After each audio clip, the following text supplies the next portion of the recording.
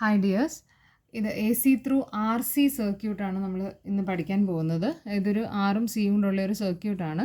ഇവിടെ V is equal to എന്താണ്? V M sine omega T ആണ്. ഓക്കെ, ഇനി ഇതുവഴി ഒരു കറണ്ട് ഫ്ലോ ചെയ്യുന്നുണ്ട്. Since this circuit is a series connection, the current will be same that is flowing through the resistor and the capacitor.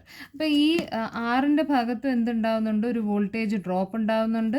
ഈ കപ്പാസിറ്ററിൻ്റെ ഭാഗത്ത് എന്തുണ്ടാവുന്നുണ്ട്? ഒരു voltage drop ഉണ്ടാവുന്നുണ്ട്.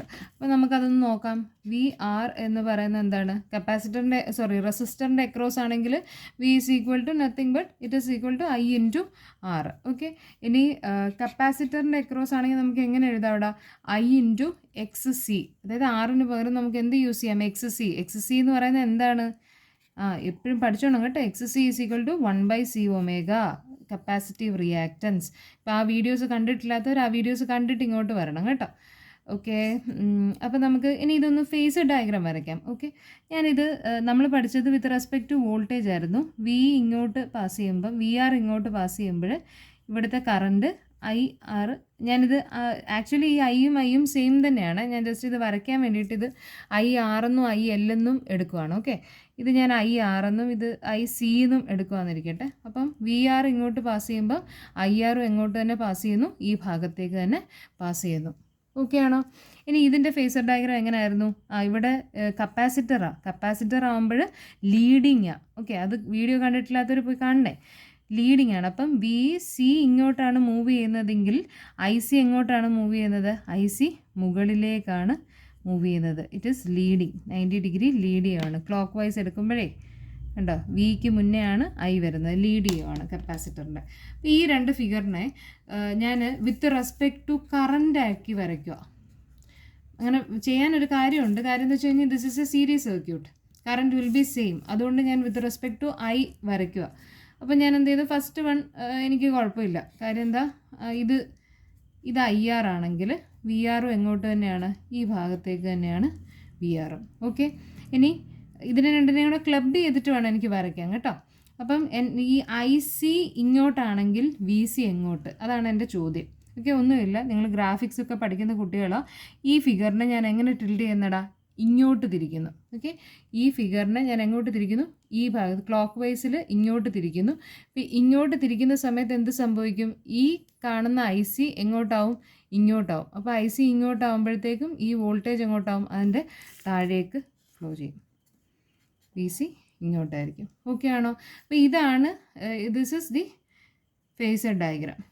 Okay, phasor diagram of an R C circuit. ഇവിടെ ഒരു phi ഉണ്ട്. അപ്പോൾ ഇതായിരിക്കും നമ്മുടെ ഫേസർ ഡയഗ്രാം. ഇത് വെച്ചിട്ട് നമുക്ക് എന്ത് ഫോം ചെയ്യാം? ഒരു ട്രയാങ്കിൾ ഫോം ചെയ്യാം. ഒരു റൈറ്റ് ആംഗിൾഡ് ട്രയാങ്കിൾ ഫോം ചെയ്യാം. അവിടെ വി ആർ എന്ന് പറയുന്നത് ഇതാണ്. ദെൻ ഇതാണ് എൻ്റെ V C. Okay, and this is my V. Okay, ഇത് ഇങ്ങനെ ഒരു റൈറ്റ് ആംഗിൾ ട്രയാങ്കിൾ ആയതുകൊണ്ട് hypotenuse square is equal to base square plus altitude square എന്ന് എഴുതരുതോ? ഇനി ഭയങ്കര എളുപ്പം കേട്ടോ. V is equal to root of V R square എന്ന് പറയുന്നത് ഐ ഇൻറ്റു ആർ അല്ലേ? അപ്പോൾ അതങ്ങോട്ട് സബ്സ്റ്റിറ്റ്യൂട്ട് ചെയ്യുക. I square into R square plus V C എന്ന് പറയുന്നത് എന്താണ്? I into X C. ഞാൻ ഐ സി എന്നും ഐ ആർ എന്നൊന്നും എടുക്കുന്നില്ല കേട്ടോ, രണ്ടും സെയിമാണ്. ഞാനിത് വരയ്ക്കാൻ വേണ്ടിയിട്ട് അങ്ങനെ കാണിച്ചത് കേട്ടോ. അപ്പോൾ I square into X C square. ഇനി ഇതിനകത്തുനിന്ന് ഞാൻ എന്ത് ചെയ്യുന്നു? ഐ സ്ക്വയറിനെ പുറത്തേക്ക് എടുക്കുന്നു. അപ്പോൾ ഇതെന്തായി? R square plus X C സ്ക്വയറായി. ഇനി റൂട്ട് മാറ്റി കഴിയുമ്പോൾ എനിക്ക് ഇങ്ങനെ കിട്ടും അല്ലേ? എക്സ് സി സ്ക്വയർ എന്ന് കിട്ടും, വി കിട്ടും. അപ്പോൾ V by I is equal to root of R square plus X C square എന്ന് എനിക്ക് കിട്ടും. ഈ V by I is R, right? പക്ഷേ ഇനി ഞാനിവിടെ ആർ എന്നല്ല എഴുതുന്നത്. ഞാൻ അതിന് പകരം എന്ത് എഴുതുന്നതെന്ന് അറിയണം? ഇസഡ്. വി ബൈ ഐനെ ഞാൻ എന്താക്കി എഴുതുന്നത്? ഇസഡ് എന്നാക്കിയാണ് എഴുതുന്നത്. ഇതെന്ന് പറയുന്നത് എന്താണ്? ഇമ്പിഡൻസ് ആണ്, which is same as that of the resistance. But resistance മാത്രമല്ല, എന്തും കൂടെ ഉണ്ട്? റിയാക്റ്റൻസും കൂടെ ഉണ്ട്. അതുകൊണ്ട് നമ്മളിതിനെ ഇമ്പിഡൻസ് എന്ന് വിളിക്കുന്നു. ഇതിൻ്റെയും യൂണിറ്റ് എന്ത് തന്നെയാണ്? ഓം തന്നെയാണ്. R square plus X C square. അപ്പോൾ ഇസഡ് സ്ക്വയർ എന്ന് കൊടുക്കരുത്. അപ്പോൾ ഇതും വീണ്ടും ഒരു റൈറ്റ് ആംഗിളിൻ്റെ ഫോമിലേക്കാണ് വരുന്നത്. അപ്പോൾ എനിക്ക് ഇതിനെ വീണ്ടും ഒരു റൈറ്റ് ആംഗിളായിട്ട് ഫോം ചെയ്യുമ്പോൾ I will get the impedance triangle. Okay, this will be the base and this will be X C. അപ്പോൾ ഇതിനെ എനിക്ക് എന്തെന്ന് വിളിക്കാം? ഇമ്പിഡൻസ് ട്രയാങ്കിൾ എന്ന് വിളിക്കാം. കാര്യം എല്ലാ റെസിസ്റ്റൻസിൻ്റെ സാധനങ്ങളാണ് ഉള്ളത്. ഇമ്പിഡൻസ് ട്രയാങ്കിൾ എന്ന് വിളിക്കാം. ഇനി ഇതിനകത്തുനിന്ന് എനിക്ക് കണ്ടുപിടിക്കാനുള്ള ടേം എന്ന് പറയുന്നത് പവർ ഫാക്ടറാണ് കേട്ടോ. പവർ ഫാക്ടറിൻ്റെ ഇക്വേഷൻ എന്ന് പറയുന്നത് കോസ് ഫൈ ആണ്. ഓക്കെ, പവർ ഫാക്ടറിൻ്റെ ഇക്വേഷൻ എന്ന് പറയുന്നത് കോസ് ഫൈ ആണ്. ഇവിടുത്തെ കോസ് ഫൈ നമുക്ക് കണ്ടുപിടിക്കുമ്പോൾ എന്ത് കിട്ടും? R/Z. എല്ലായിടത്തും പവർ ഫാക്ടർ കോസ് ഫൈ ആട്ടോ. R/Z തന്നെയാണ്. RC ആണെങ്കിലും RL ആണെങ്കിലും RLC ആണെങ്കിലും ഇനി നമ്മൾ പഠിക്കാൻ പോകുമ്പോൾ നിങ്ങൾക്കത് മനസ്സിലാവും. അപ്പോൾ ഇതിനകത്ത് നമുക്ക് ഫേസ് ആംഗിൾ കണ്ടുപിടിക്കരുതോ? Phase angle phi is equal to cos inverse R/Z. അപ്പോൾ ഇത്രയൊക്കെ ഉള്ളൂ ഇക്വേഷൻസ്. അപ്പോൾ ഇവിടുത്തെ മെയിൻ ഇക്വേഷൻ എല്ലാം ഞാൻ ഒന്നുകൂടെ എടുത്ത് എഴുതുകയാണ്.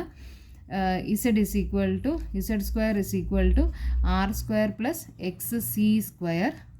Power factor cos phi is equal to R/Z.